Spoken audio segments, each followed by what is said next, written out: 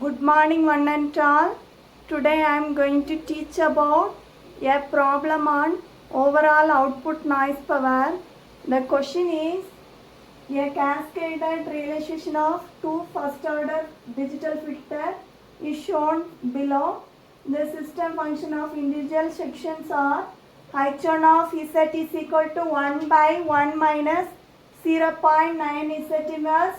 h2 of z is equal to 1 by 1 minus 0.8 z inverse.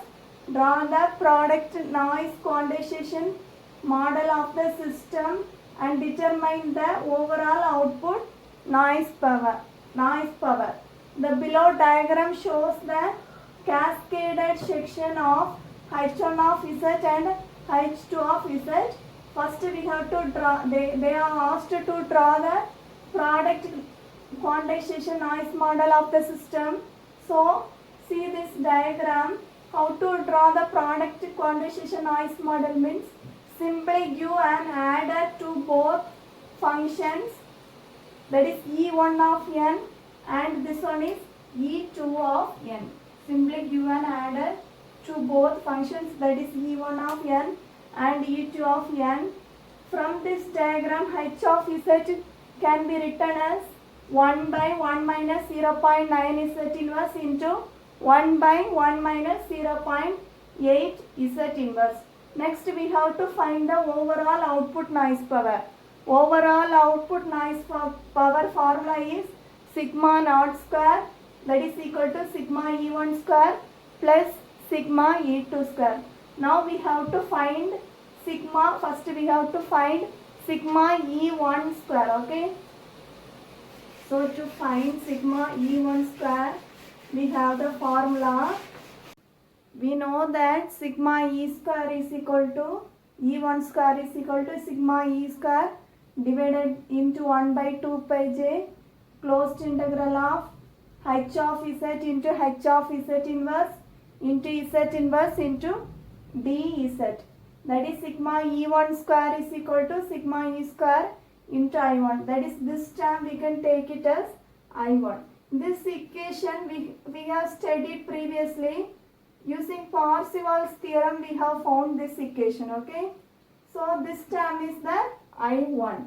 So I1 is equal to 1 by 2 pi j closed integral h of z into h of z inverse into z inverse into dz. Now h of z is equal to 1 by 1 minus 0.9 into z inverse into 1 by 1 minus 0.8 into z inverse, okay. Substitute the value in this formula. So you will get I1 is equal to 1 by 2 pi j closed integral into z power minus 1 into dz divided by 1 minus 0.9 into z inverse into 1 minus 0.8 into z inverse into 1 minus, that is replace in place of z inverse z, then only you will get h of z in place of z inverse replace z, so that only will get h of z inverse. So 1 minus 0.9 z into 1 minus 0.8 z. In next step take this z inverse as 1 by z, so you will get that z you can take here, so you will get z minus 0.9 divided by z into z minus 0.8 into 8 is divided by z. So it will become z square. In denominator you will get z square into 1 minus 0.9 z into 1 minus 0.8 z. So that z square you can take in the numerator, okay.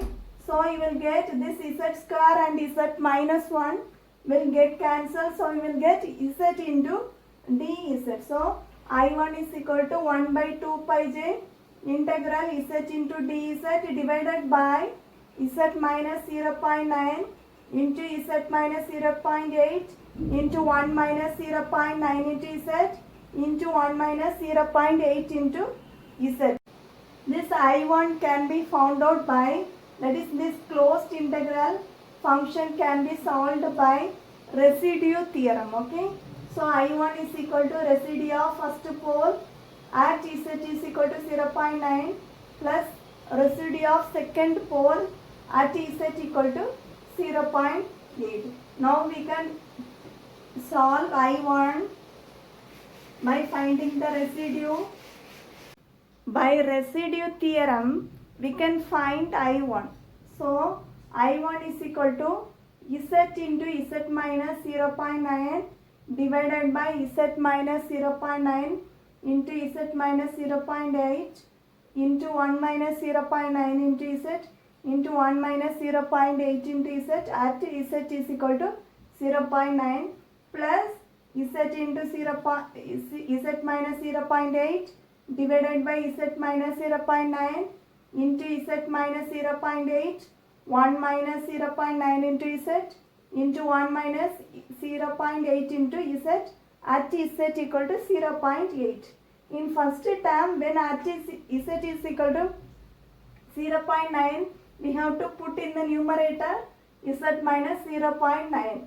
And in the second term, at Z is equal to 0.8 means we have to put in the numerator Z minus 0.8 term. That is by residues theorem. Okay.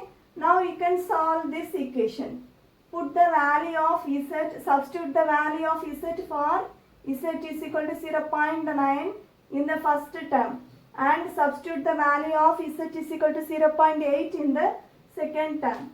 So here in first term Z minus 0.9 and this Z minus 0.9 will get cancelled, and in the second term Z minus 0.8 and Z minus 0.8 will get cancelled. Now you can substitute the values for Z equal to 0.9 in the first term and Z equal to 0.8 in the second term. So you will get, for first term you will get 169.172. After substituting the value of Z equal to 0.9 you will get 169.172, and in second term you will get, after substituting Z equal to 0.8 you will get 79.365 minus 79.365.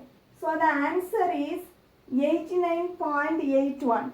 So sigma, we know that sigma E1 square is equal to sigma E square into I1.